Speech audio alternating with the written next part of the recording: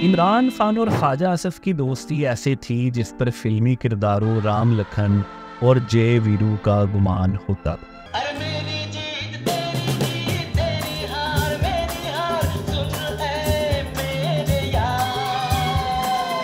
दोनों रुकने असम्बली थे, मिलकर सियासी जर्नलों के खिलाफ बयानात तैयार किया करते थे और इमरान खान के लिए खास अट्रैक्शन ख्वाजा आसिफ के घर तीतर की दावत हुआ करती थी। मगर फिर ऐसा क्या हुआ कि इमरान खान ने ख्वाजा आसिफ को रंगबाज कहा और ख्वाजा आसिफ शौकत खानम हॉस्पिटल की करप्शन सामने ले आए। जुस्तजू में ख्वाजा आसिफ की दास्तान हयात की चौथी किस्त में आज हम ये भी जानने की कोशिश करेंगे कि ख्वाजा आसिफ ने अबू धाबी के बैंक में कितना अरसा नौकरी की और कितना पैसा कमाया। 1991 में जब उन्हें वालिद की सिफारिश पर सेनेट का रुकन बनाया गया तो वो कितने अमीर थे। ख्वाजा आसिफ ने क्यों अपने वालिद जैसी सियासत करने से इनकार कर दिया? क्या वो सिर्फ उनसे इसलिए नाराज हुए कि वो नवाज शरीफ के उनके खिलाफ कान भरा करते थे? मुशर्रफ दौर में ख्वाजा आसिफ का दौरे इब्तला जब उन्हें कब्र जैसी जेल में रखकर ठीक करने की कोशिश की गई। नैब के चेयरमैन ने क्यों उनकी गिरफ्तारी को गैर कानूनी और उन्हें बेगुनाह करार दिया? नवाज शरीफ पर बुरा वक्त आया तो ख्वाजा आसिफ रिहा होते ही बैरून मुल्क चले गए और सियासत छोड़ने का फैसला कर लिया। मुशर्रफ ने माइनस नवाज शरीफ के लिए DGC ISI major general Ehtesham Zameer के जरिए मदद मांगी तो ख्वाजा आसिफ ने क्या जवाब दिया? 2002 में ख्वाजा आसिफ के जीतने पर मुशर्रफ क्यों अपनी टीम को छाड़ने लगे? और सबसे बढ़कर पहली बार ऐवान ज़ेरी का नुमाइंदा बनते ही ख्वाजा आसिफ ने क्यों असम्बली के फ्लोर पर अपने वालिद ख्वाजा सफ्तर के सियासी किरदार पर माफ़ी मांगी? एक सियालकोट का बहुत बड़ा रंगबाज है,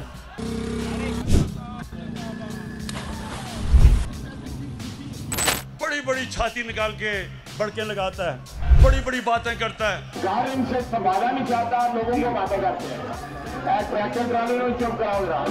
थोड़ी सी शर्म होनी चाहिए, थोड़ी सी हया होनी चाहिए।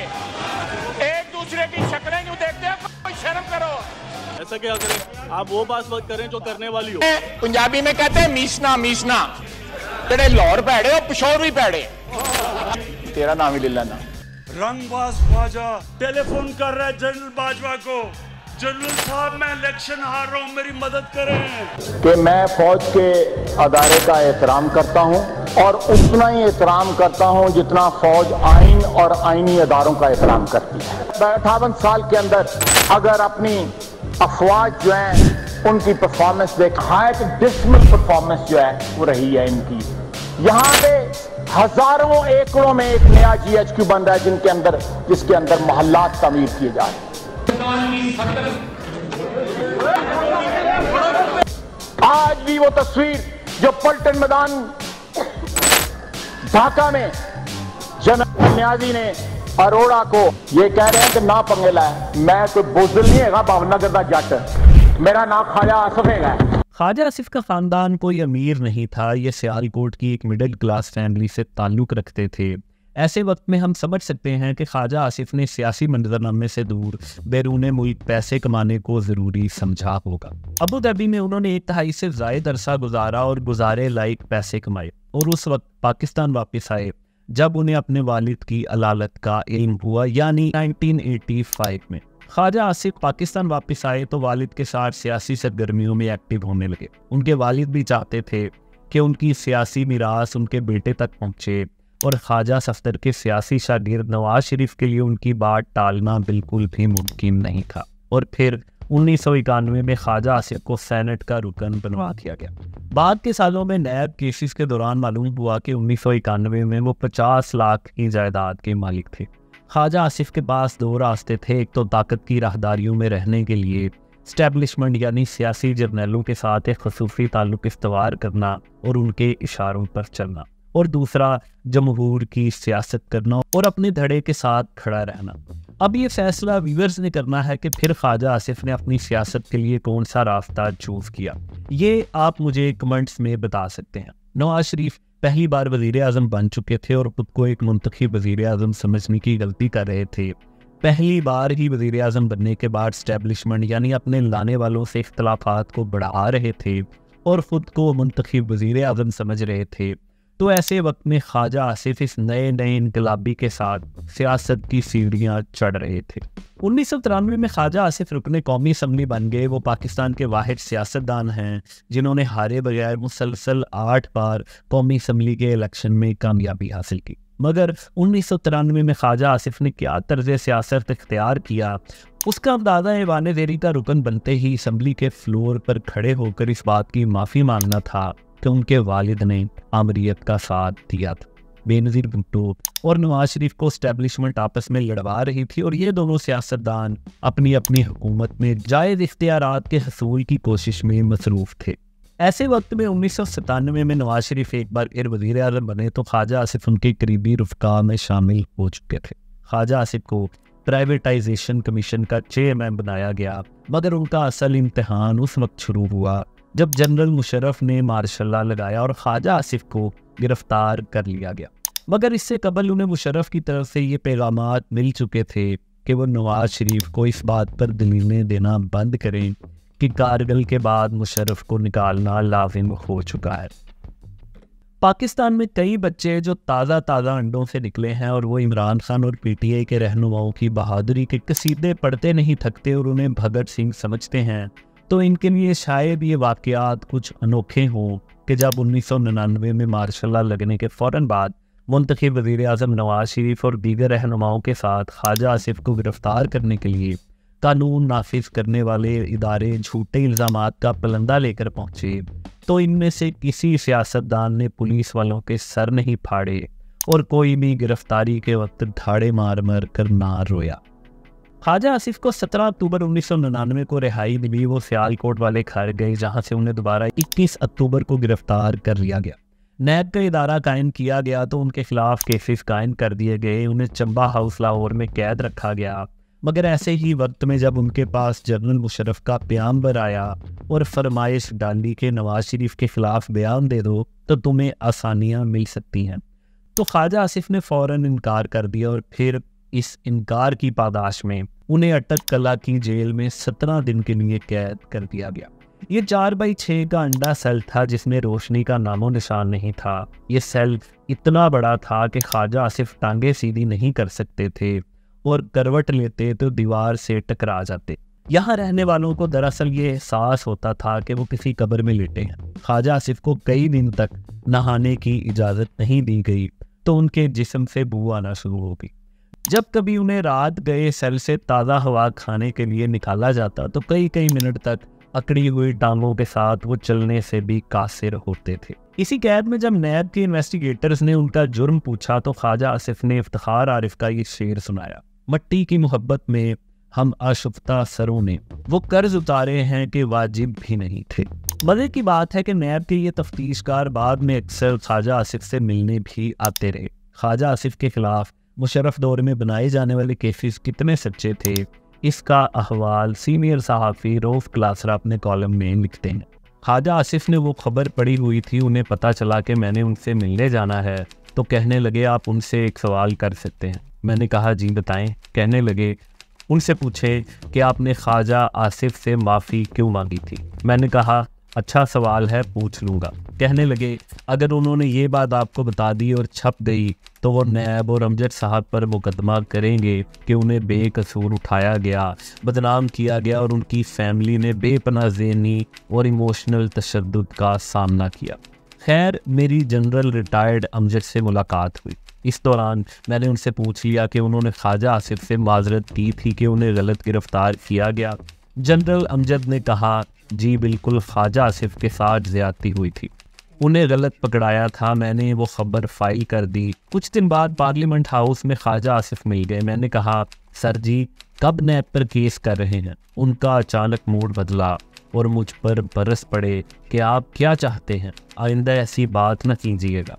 ख्वाजा आसिफ पर मुश्किल वक्त था और सियालकोट की सियासत में अपनी जगह बनाने की कोशिश करने वाले डार ख़ानदान के इम्तियाज़ डार यानी उस्मान डार के वालिद इस मौके से फ़ायदा उठाने की कोशिश करने लगे। वो नून लीग के टिकट के ख़्वाह थे और ख्वाजा आसिफ के मुश्किल वक्त में वो उनके खिलाफ नैब में दरख्वास्तें देते रहे और ये कोशिश करते रहे कि वो गिरफ्तार रहें और कभी बाहर ना आ सके।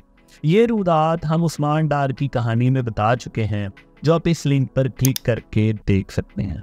ख्वाजा आसिफ 6 माह तक मुशर्रफ की हिरासत में रहे। फिर नून लीग के रहनुमाओं की रिहाइयाँ होने लगीं तो ख्वाजा आसिफ को भी रिहाई मिल गई। एक वक्त ऐसा भी आया जब ख्वाजा आसिफ शायद इन मुसीबतों और आलाम से तंग आ चुके थे और दुबई में जाकर बिजनेस करने का सोचने लगे। उन्होंने एस्टेब्लिशमेंट में अपने करीबी लोगों को अपने प्रोग्राम से आगाह किया और उन्हें ये बताया कि वो इस सियासत से तंग आ चुके हैं और अब वो बैरून मुल्क जाकर कोई और काम करना चाहते हैं।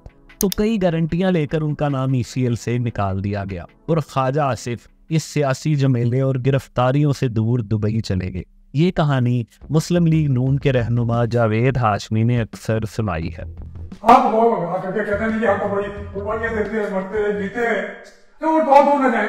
हमारे अपने मुस्लिम लीग नून को जब नवाज शरीफ साहब को उन्होंने डाल दिया तो मुझे एक एक घर में वर्कर का नाम मैं नहीं लेता। मैंने तमाम दोस्तों से कहा थे, मेरे पास आते थे, ख्वाजा आसिफ आया, उसने कहा जी मैं तो सियासत छोड़ देती है। मैंने कहा यार मैं छोड़ो, जो और बातें की वो तो मैं करता नहीं है, लेकिन छोड़ के चला गया दुबई, वहां नौकरी करता रहा दुबई में। मगर ख्वाजा आसिफ 1-1.5 माह ही रहे। मालूम नहीं वहाँ जाकर उन्हें क्या सोच आई, तन्हाई में उन्हें क्या ख्याल आए। मगर ये तो लाजिम है कि माजी में वालिद का तरीके सियासत उनके हर सियासी फैसले में ज़रूर पेश नज़र रहा होगा। लेकिन खुशाइन बात यह है कि मौका मिलने के बावजूद, बैरून मुल्क चले जाने के बावजूद उन्होंने पाकिस्तान आकर नवाज शरीफ का साथ देने का फ़ैसला किया और मसाइब का सामना करने के लिए मार्शल के स्याह दौर में पाकिस्तान वापस आ गए। वो 1.5 माह बैरून मुल्क रहे और वतन वापस आकर उन्होंने ऐसी सियासी जद्दोजहद का आगाज़ किया जिन पर उनके दुश्मन भी उनकी तारीफ़ करने लगे और उन्हें एक बहादुर सियासतदान कहने लगे। ख्वाजा आसिफ पाकिस्तान पहुंचे तो सियासी खेल में सबसे पहले उनकी मुलाकात उस वक्त के DGISI major general retired Ehtesham Zameer से हुई। इस मुलाकात का एहतमाम ख्वाजा आसिफ के बहनोई ख्वाजा नईम के ज़रिए हुआ। ख्वाजा आसिफ मुलाकात के लिए पहुंचे तो शरीफ ख़ानदान जलावतन हो चुका था। एस्टेब्लिशमेंट के वफादार नुमाइंदे सहाफ़ी मुजीब निज़ामी मरहूम को एक ऑफ़र देकर जद्दा भेजा गया कि नवाज शरीफ सियासत छोड़कर लंदन चले जाएं तो शहबाज शरीफ को 2002 के इलेक्शन के 15 दिन बाद पाकिस्तान वापस आने की इजाज़त दी जा सकती है। ख्वाजा आसिफ को कहा गया कि वो इस सोल्यूशन को वर्केबल बनाने में अपना किरदार अदा करें, तो ख्वाजा आसिफ ने उसी वक्त एहतशाम ज़मीर को जवाब दिया, ये सोल्यूशन वर्केबल नहीं है।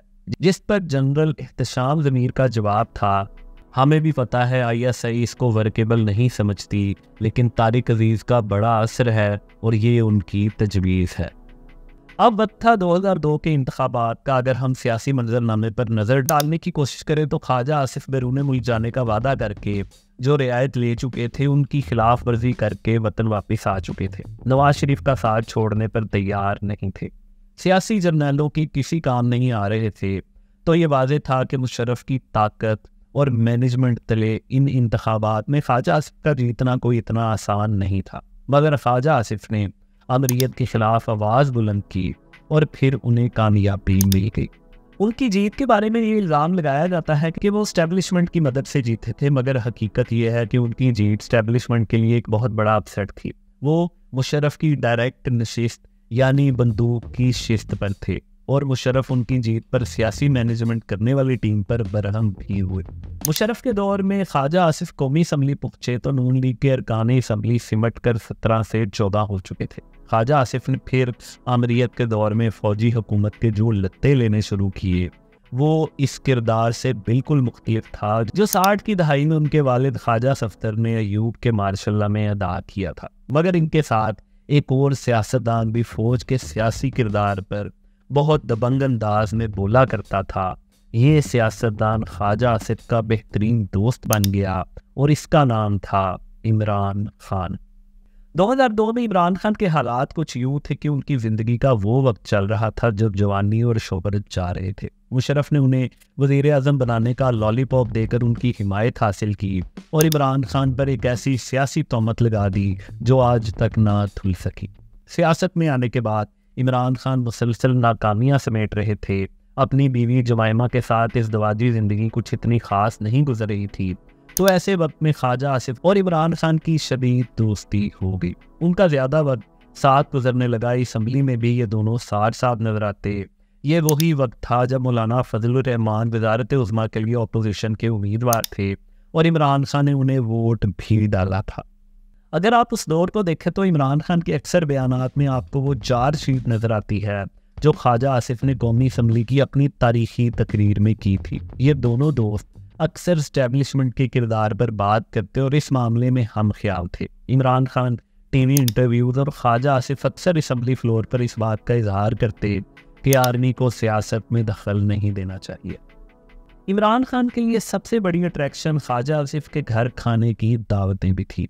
मैं अपनी अक्सर वीडियोस में बता चुका हूँ कि नवाज शरीफ पर ज़्यादा खाने का सिर्फ इल्ज़ाम है, वो अच्छा खाते हैं, फूडी हैं। असल में खाने के असल शौकीन इमरान खान है जो बुना हुआ देसी मुर्गा और मटन बड़ी रग़बत से खाते हैं और वो एक वक्त में 5-7 बंदों का खाना आसानी से खा जाते हैं। ऐसे वक्त में ख्वाजा आसिफ से दोस्ती और मोहब्बत की वजह उनके घर खाने की दावतें भी हुआ करती थी, जहां पर इमरान खान कई दर्जन तीतर खा जाया करते थे। मगर चंद साल चलने वाली ये दोस्ती ज़्यादा अरसा ना चल सकी। इमरान खान ने नमक का भी पास न रखा और ये दोस्ती टूटने की कहानी भी सुनने से ताल्लुक़ रखती है। हुआ कुछ यूँ कि इमरान खान हमेशा नवाज शरीफ की सियासत के करीब रहे हैं। मुशर्रफ दौर में उनकी सियासत नून लीग के शाना बशाना रही। नून लीग के साथ ही उन्होंने 2007 में असम्बली से इस्तीफे भी दिए और 2008 के इलेक्शन का बाइकआउट भी किया, मगर फिर नून लीग खुद सियासी मैदान में उतर गई। ऐसे वक्त में उन्हें अपने दोस्त ख्वाजा आसिफ से शदीद शिकायत रही और फिर ये दोस्ती दुश्मनी में बदल गई। इमरान खान ने ख्वाजा आसिफ के बारे में बयानात देने शुरू किए और निजी महफिलों में तो अक्सर वो उनके बारे में तस्हीक आमेज़ मार्क्स पास करने लगे और फिर ख्वाजा आसिफ ने बीच चौराहे पर उनके पोतड़े निकाल कर धोने शुरू कर दिए। जुस्तजू में ख्वाजा आसिफ की दास्तान हयात जारी है। 5वीं और आखिरी किस्त में हम ये भी जानने की कोशिश करेंगे कि जनरल पाशा ने क्यों कहा ख्वाजा आसिफ को नहीं छोड़ूंगा। जावेद हाशमी ने क्यों इमरान खान के कहने पर ख्वाजा आसिफ की बेइज्जती की। ख्वाजा आसिफ की जनरल बाजवा से दोस्ती कैसे हुई। बाजवा के ससुर major general retired Ejaz Amjad का ख्वाजा आसिफ से ताल्लुक कैसे बना। चौधरी निसार ने कैसे ख्वाजा आसिफ के वज़ीर आज़म न बनने में अहम किरदार अदा किया। ख्वाजा आसिफ ने क्यों बतौर वज़ीर ख़ारजा अपना घर साफ करने का बयान दे डाला। 2018 के इलेक्शन से पहले क्यों ख्वाजा आसिफ के चेहरे पर काली स्याही फेंक कर उन्हें वालिद का माजी याद करवाने की कोशिश की गई। ख्वाजा आसिफ ने कैसे अपनी अहलिया और भांजी शीज़ा फातिमा को रुकने कौमी असम्बली बनाया। तैयबा गुल और चेयरमैन नैब का स्कैंडल कैसे ख्वाजा आसिफ की गिरफ्तारी का सबब बना। ख्वाजा आसिफ की गिरफ्तारी पर कैसे बाजवा और इमरान खान एक जितने पुरजोश थे। इमरान खान के दौरे हुकूमत में ख्वाजा आसिफ पर कैद के दौरान क्या गुजरी।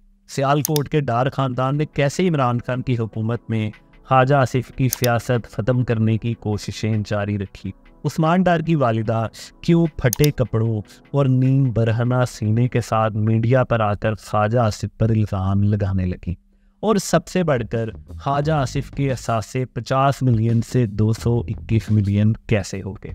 अगर आपको जुस्तजू की ये वीडियो पसंद आई है और आप हमारी एक और वीडियो देखना चाहते हैं तो इस लिंक पर क्लिक कर सकते हैं।